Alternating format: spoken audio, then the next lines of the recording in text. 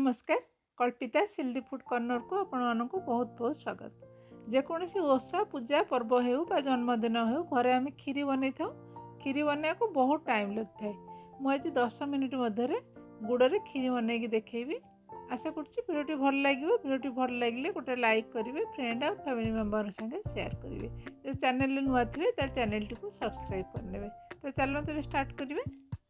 आज आम pressure cooker में बनवा खीरी। मु गैस गोटे प्रेसर कुकर बसी देती देदेबा हाफ चामच घी, 8-10टा काजू और 2 चामच किशमिश मुझे देकी घी में भाजी नवा भल भाव। 2-3 मिनिट भाजला फल आम कलर आसी काजू किशमिश। आम ए गोटे प्लेट को काढ़ी नवा।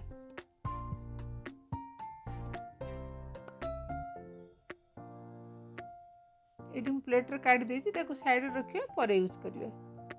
से सेम प्रेसर कुकर बसी देती देदेबा गोटे कप पानी। गैस फ्लेम टाक ये हाई रखिदे।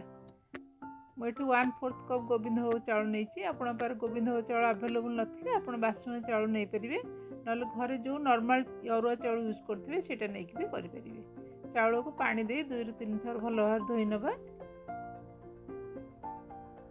मुझे धोईकी नहीं आसी चाउलटा प्रेसर कुकर रे देदेबा।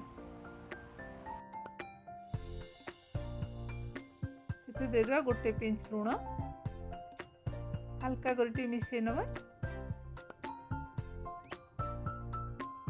तेजपत्र गोटे देदेबा। प्रेसर कुकर लिडटा बंद करी हम गोटे हुइसिल आसा पर्यंत वेट करिवे।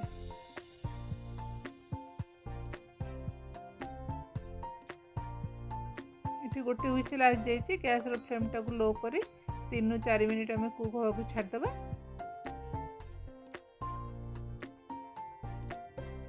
ए 4 मिनिट हो जाइए। गैस फ्लेम टाक ऑफ करदे टे ठंडा हवा को वेट करेंगे। ए प्रेसर कुकर सब गैस रिलीज हो जाइए। ए खोलिक आम देखिए चाउलटा ये भल भाव कुक हो जाइए। ए पुणी थे गैसटा ऑन करदे। ये मु 1 लिटर फुल फैट मिल्क नहीं। क्षीरटा आम प्रेसर कुकर में देदेबा। गैस फ्लेम टाक हाई रखिदे। हल्का कर मिसईदेबा।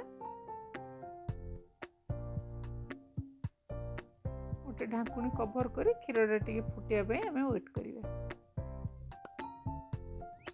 एबे 4-5 मिनिट हो जाइए। आमर आउ थे मिसईदेबा।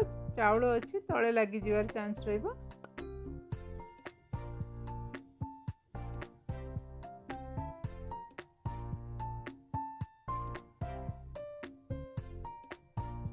ए क्षीरटा आमर भल भाव फुटी जाइए।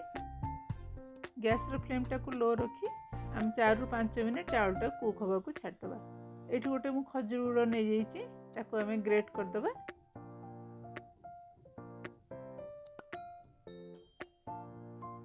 ए 5 मिनिट हो जाइए। चाउलटा भल भाव आमर सॉफ्ट हो जाइए।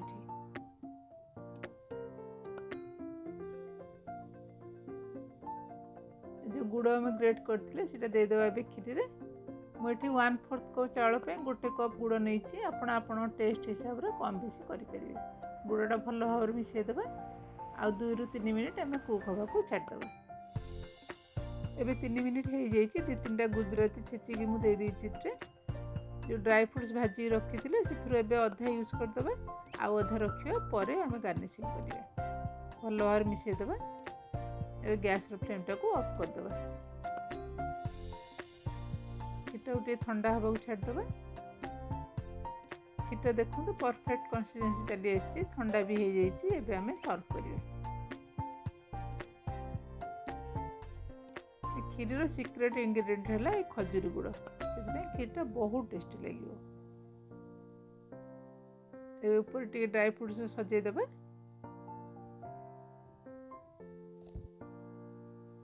आपण ये शीत दिन में निश्चय थे खजूर गुड़ खीरी बनातु, निजे खातु, समस्त खाया दिंतु। समस्त रिएक्शन मत कमेंट करें जमा भूलुनी। जदि फेसबुक पेज देखुं तेल पेज टी फॉलो करूँ। मो वीडियो कौट देखुं मत निश्चय कमेंट कर जनातु। शेष पर्यंत वीडियोटी देखिबारु आपण मानकु बहुत बहुत धन्यवाद।